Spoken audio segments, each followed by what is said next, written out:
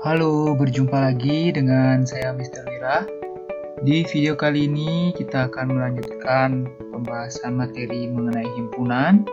Yang sebelumnya kita sudah pelajari konsep himpunan dan sekarang kita akan mempelajari mengenai sifat-sifat himpunan. Ada 4 sifat-sifat himpunan yang akan kita bahas di video kali ini. Mari kita mulai untuk sifat yang pertama. Untuk sifat himpunan yang pertama yaitu kardinalitas himpunan. Apa itu kardinalitas himpunan?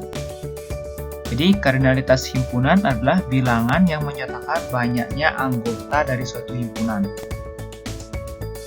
Jadi di setiap himpunan itu ada banyak anggotanya sehingga itulah yang disebut dengan kardinalitas himpunan. Nah, dalam menyatakan kardinalitas himpunan ini digunakan lambang NA. Jadi ini untuk simbol baru di himpunan yaitu NA. Jika nama himpunannya B, kita bisa tulis kardinalitas himpunannya NB. Kita sesuaikan dengan nama himpunannya yang di dalam kurung. Jadi pada kardinalitas himpunan ada 2 jenis sebutan atau istilah di himpunan, yaitu himpunan hingga dan himpunan tak hingga. Jadi himpunan hingga ini merupakan himpunan yang memiliki anggota hingga atau anggotanya bisa terhitung. Sedangkan himpunan tak hingga itu himpunan yang memiliki anggota tak hingga. Jadi banyaknya itu tidak bisa kita hitung. Sehingga pada kardinalitas himpunan kita hanya menggunakan himpunan hingga saja. Jadi kita lihat untuk 3 contoh berikut bagaimana cara menentukan kardinalitas himpunannya. Jadi pada himpunan A kita perhatikan merupakan nama-nama hari dari Senin sampai Minggu, sehingga untuk banyak anggotanya atau kardinalitas himpunan A kita hitung satu persatu anggotanya sehingga diperoleh NA sama dengan 7. Begitu pula untuk himpunan B cukup menghitung anggotanya satu persatu sehingga diperoleh kardinalitas himpunan B adalah 4. Dan lanjut untuk himpunan C diperoleh NC sama dengan 3. Cukup sederhana cara mencari kardinalitas. Kita lanjut ke contoh berikutnya agar kalian lebih paham cara mencari kardinalitas himpunan. Jadi ada 3 contoh lagi diberikan himpunan P, Q, dan R. Nah, kalian perhatikan pada himpunan Q di tengah-tengahnya ada titik-titik. Jadi titik-titik ini berarti ada banyak angka. Ada beberapa angka di sini yang tergantung dengan polanya. Jadi kita lihat pada himpunan P anggotanya 1, 3, 5, 7 dan seterusnya sampai 27, 29. Jadi kita lihat ini merupakan himpunan bilangan ganjil dari 1 sampai 29. Sehingga jika kita sebutkan satu persatu anggotanya itu diperoleh himpunan P yaitu seperti ini anggotanya. Sisanya tinggal kita hitung saja untuk mencari kardinalitas himpunannya. Sehingga diperoleh NP sama dengan 15. Untuk himpunan Q, kita perhatikan ada himpunan dengan beranggotakan huruf-huruf ya, huruf pembentuk kata matematika. Jadi setiap anggotanya ada huruf yang disebutkan 2 kali. Huruf yang disebutkan 2 kali hanya dihitung 1 kali saja. Hanya dianggap satu anggota saja. Sehingga jika kita tuliskan ulang, anggotanya hanya M, A, T, E, I, dan K saja. Sehingga untuk banyaknya himpunan Q, anggotanya sebanyak 6. Berikutnya untuk himpunan R. Agar lebih memudahkan kalian menghitung kardinalitas himpunannya, kalian ubah dulu bentuk himpunan R dengan menyebutkan anggotanya satu persatu. Jadi kita bisa baca untuk himpunan R ini merupakan bilangan prima dari 2 atau bilangan prima yang lebih dari sama dengan 2. Ini arti tandanya sama dengan ya. Lebih dari sama dengan 2 dan kurang dari 15. Artinya bilangan prima yang dimulai dari 2 dan kurang dari 15. Sehingga bisa kita tuliskan himpunan R-nya seperti ini. Jadi bilangan prima mulai dari 2 dan kurang dari 15 sampai 13. Sehingga untuk himpunan R, kardinalitasnya itu sebanyak 6.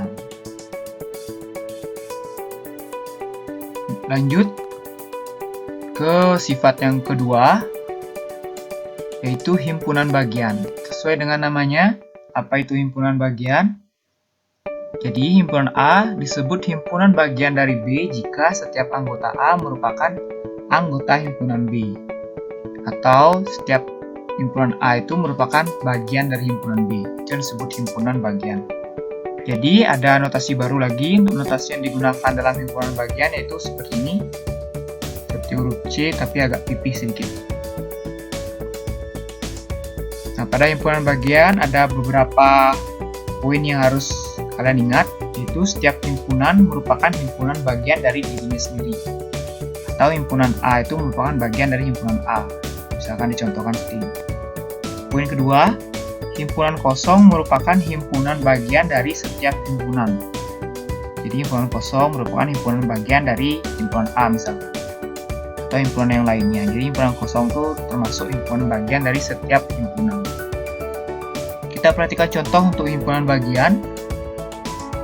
Ada 4 himpunan M, N, O, dan P.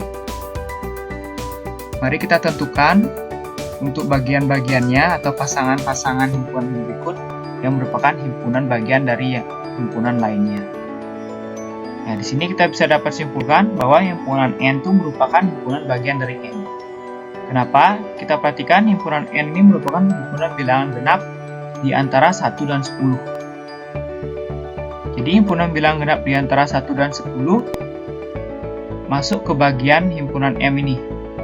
Karena himpunan N jika kita jabarkan itu dari 2, 4, 6, 8. Jadi N merupakan himpunan bagian dari M. Begitu pula O merupakan himpunan bagian dari M. Himpunan bilangan prima genap itu hanya 2, dan O ini masuk ke himpunan M, yaitu bagian dari himpunan M. Untuk berikutnya kita perhatikan himpunan P ini bukan himpunan bagian dari M. Jadi garis miring ini merupakan bukan himpunan bagian dari M. Kenapa? Jika kita perhatikan himpunan P dengan himpunan M, jadi semua anggota himpunan P ini tidak ada di himpunan M. Jadi 9 dan 11 tidak ada di M, sehingga himpunan P bukan anggota atau himpunan P bukan himpunan bagian dari himpunan M. Untuk berikutnya, himpunan O merupakan himpunan bagian dari N. Sudah jelas, karena himpunan O ini merupakan bilangan prima genap, dan himpunan N itu merupakan bilangan prima di antara 1 dan 10. Jadi, sudah jelas himpunan O, himpunan bagian dari himpunan N. Baik, kita lanjut ke sifat-sifat himpunan berikutnya, yaitu himpunan kuasa. Jadi apa itu himpunan kuasa? Ini ada hubungannya juga dengan himpunan bagian. Jadi himpunan kuasa dari himpunan A adalah semua himpunan bagian dari A. Jadi jika ada terdapat himpunan A, jadi semua himpunan bagian tersebut jika digabungkan itu disebut dengan himpunan kuasa. Jadi ada notasi baru lagi untuk himpunan kuasa, yaitu dinotasikan dengan P. Dalam kurung nama himpunannya, nama himpunan A. Jadi PA. Kalau nama himpunannya B, jadi kita notasikan PB. Untuk banyak anggota himpunan kuasa dan himpunan A dilambangkan dengan NPA. Jadi hanya ditambah N saja. N ini artinya banyaknya atau kardinalitasnya. Untuk lebih memahami mengenai himpunan kuasa, mari kita perhatikan beberapa ilustrasi simulasi peserta pesta. Jadi ini mungkin akan membuat kalian agar bisa lebih paham mengenai himpunan kuasa. Jadi misalkan jika Ali mengundang satu teman yang bernama Rizky, maka ada dua kemungkinan yang akan terjadi. Itu himpunan peserta yang diundang yaitu Rizky. Jadi dua kemungkinan terjadi saat Ali mengundang satu temannya, yaitu Rizky tidak datang atau Rizky datang. Jadi Rizky tidak datang dituliskan dengan himpunan kosong, sedangkan Rizky datang dituliskan dengan himpunan yang anggotanya Rizky. Kita lihat ilustrasi yang kedua. Nah, sekarang jika Ali mengundang dua temannya, yaitu bernama Rizky dan Rina, maka ada 4 kemungkinan yang terjadi. Yang kita tuliskan dalam bentuk himpunan lalu peserta yang diundang, yaitu kemungkinan yang datang tidak ada atau himpunan kosong, yang datang hanya Rizky saja, yang datang hanya Rina, atau yang datang keduanya, Rizky dan Rina. Jadi ada 4 kemungkinan. Nah, kemungkinan inilah yang disebut dengan himpunan kuasanya. Jadi, jika kita lihat pada ilustrasi yang di kiri, himpunan kosong dan himpunan yang anggotanya Rizky ini merupakan himpunan kuasa dari ini, himpunan Rizky. Dan kita lihat pada yang sebelah kanan, 4 kemungkinan ini merupakan himpunan kuasa dari himpunan Rizky dan Rina. Jadi banyaknya himpunan kuasanya di sini ada 4, sedangkan ini banyak himpunan kuasanya itu sebanyak 2. Nah, sekarang giliran kalian. Jika Ali mengundang 3 temannya, Rizky, Rina, dan Rizka. Jadi kira-kira ada berapa kemungkinan yang akan terjadi? Silakan bisa kalian coba untuk menjawabnya. Oke, kita lanjut dengan contoh untuk lebih memantapkan pemahaman kalian mengenai himpunan kuasa. Jadi kita perhatikan contoh berikut. Jika A itu himpunannya 1, 3, 5, tentukan himpunan kuasanya. Jadi sama seperti ilustrasi simulasi peserta pesta tadi. Jadi kita tuliskan satu persatu himpunan bagiannya. Jadi kemungkinan semua himpunan bagiannya itu himpunan kosong. Himpunan yang masing-masing anggotanya hanya sebanyak 1, nah yaitu ini. Himpunan yang masing-masing anggotanya yaitu ada sebanyak 2 anggota, yaitu ini. Dan himpunan yang memiliki 3 anggota. Jadi kita hitung, di sini ada 8. Ada 8 banyaknya himpunan kuasa atau 8 banyaknya himpunan bagian dari himpunan A. Baik, lanjut kita misalkan contoh yang kedua. Jika himpunan B itu merupakan 1, 3, 5, dan 7 anggotanya, tentukan himpunan kuasanya. Jadi caranya sama, kita jabarkan satu persatu. Yang pertama himpunan kosong, yang berikutnya himpunan yang anggotanya hanya ada 1 sebanyak 1, himpunan yang anggotanya hanya ada sebanyak 2 saja, himpunan yang anggotanya sebanyak 3, dan himpunan yang anggotanya sebanyak 4. Jadi kita hitung terdapat 16 himpunan bagian dari himpunan B. Bagaimana? Cukup mudah untuk menentukan himpunan kuasanya. Jadi dalam penentuan himpunan kuasa ada bantuan yang disebut dengan segitiga Pascal. Jadi dengan segitiga Pascal ini kita akan lebih mudah untuk menentukan banyaknya himpunan kuasa. Jadi yang disebut segitiga Pascal seperti ini. Jadi untuk cara menuliskannya, kalian tuliskan 1, 1, 1 terlebih dahulu. Lalu paling pinggir kalian tuliskan 1, nah di tengah-tengahnya dapat 2 dari mana? Kita tambahkan 2, 1 tambah 1 ini atasnya. Kita tambahkan 2 bilangan di atasnya menjadi 2. Begitu pula dengan ini. Jadi kita peroleh 3 dari 1 ditambah 2. Peroleh 3 ini bawahnya dari 2 ditambah 1. Dan pinggirnya kita tulis 1. Nah, kita lanjut. Dan bisa sampai banyak sampai ke bawah. Jadi apa gunanya segitiga Pascal ini?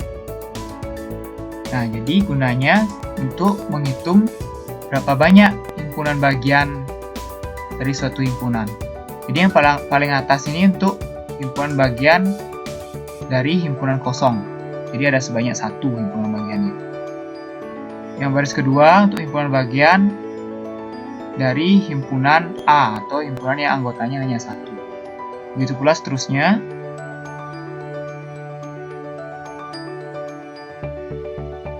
Nah, setiap angka-angka ini juga mewakili sesuatu atau memiliki makna tersendiri, yaitu misalkan 6 ini merupakan banyaknya himpunan bagian dengan satu anggota.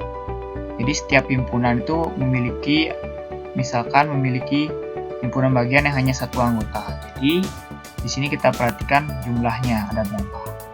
Begitu pula yang ini untuk 2 anggota, 3 anggota, 4 anggota, 5 anggota. Untuk lebih jelasnya kita perhatikan contoh untuk penggunaan segitiga Pascal. Oke, diketahui himpunan B yaitu sekian anggota-anggotanya. Tentukan banyaknya himpunan bagian dari B yang memiliki 3 anggota. Jadi ini hanya dicari himpunan bagian B yang hanya memiliki 3 anggota saja. Jadi jika kita lihat pada segitiga Pascal, kita perhatikan himpunan B anggotanya ada sebanyak 5. Jadi kita pilih baris ke ini ya. Baris ini karena dia memiliki anggota 5. Sehingga jika kita cari ada berapa banyak yang memiliki 3 anggota. Nah, kita perhatikan. Jadi kita peroleh 10. Jadi banyaknya ada 10. Nah, banyak himpunan bagian dengan 3 anggota 10.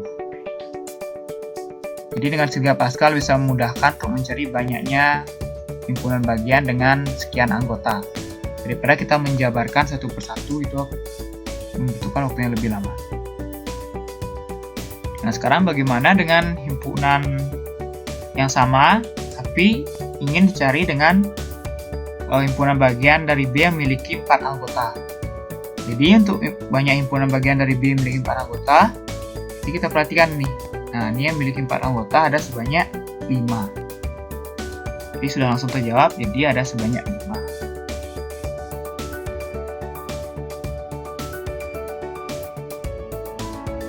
Berikutnya, misalkan A adalah suatu himpunan dan PA adalah himpunan kuasa dari A. Dan jika NA ini merupakan N itu mewakili bilangan cacah, jadi bilangan apapun, maka banyaknya himpunan kuasa dapat dirumuskan dengan ini. 2 pangkat N. 2 pangkat banyak anggota himpunannya. Misalkan contoh, ada himpunan C dengan anggota A, I, U, E, O, jadi banyak anggotanya ada 5. Tentukan banyaknya himpunan kuasa dari himpunan C. Nah, jadi kardinalitas himpunan C yaitu 5. Kita terapkan rumusnya, jadi 2 pangkat 5. Kita peroleh banyak himpunan kuasanya ada 32. Atau ada 32 himpunan bagian dari himpunan C. Kita juga bisa menggunakan segitiga Pascal untuk mencari banyaknya himpunan kuasanya. Jadi kita perhatikan A, I, U, E, O ada sebanyak 5 anggota. Nah, sehingga kita pilih baris yang ini karena dia memiliki 5 anggota. Sehingga kita hanya perlu menambahkan bilangan-bilangan ini. 1 tambah 5 tambah 10 tambah 10 tambah 5 tambah 1 sehingga diperoleh 32. Jadi hasilnya sama. Jadi ada 2 alternatif cara. Jadi masih bisa dipakai segitiga Pascal atau kalian mau gunakan rumus ini 2 pangkat N. Baik, kita lanjut ke sifat yang terakhir yaitu kesamaan 2 himpunan. Jadi membandingkan 2 himpunan itu merupakan himpunan yang sama atau bukan. Jadi 2 himpunan A dan B dikatakan sama. Dituliskan dengan A sama dengan B jika setiap anggota A di A sama dengan di B. Jadi misalkan contoh seperti ini, misalkan ada himpunan A dan B. Apakah himpunan A dan B ini merupakan himpunan yang sama? Kita tuliskan dulu himpunan A-nya, anggota-anggotanya itu 2, 4, 6, dan 8. Nah, sehingga kita bisa simpulkan himpunan A itu sama dengan himpunan B. Contoh berikutnya, himpunan M dan himpunan N. Kita bandingkan apakah kedua himpunan ini sama atau tidak. Kita perhatikan himpunan M. Jadi ada anggota yang disebutkan 2 kali, kita sebutkan 1 saja. Jadi kita peroleh himpunan M itu segini. Nah, sehingga kita perhatikan himpunan M dan N tidak sama. Karena kita pasangkan misalkan himpunan H itu tidak ada di himpunan N. Sehingga himpunan M dan N itu tidak sama dengan. Baik, sekian untuk materi sifat-sifat himpunan kali ini. Jika kalian masih ada pertanyaan, bisa kalian tanyakan langsung. Sampai jumpa di video berikutnya.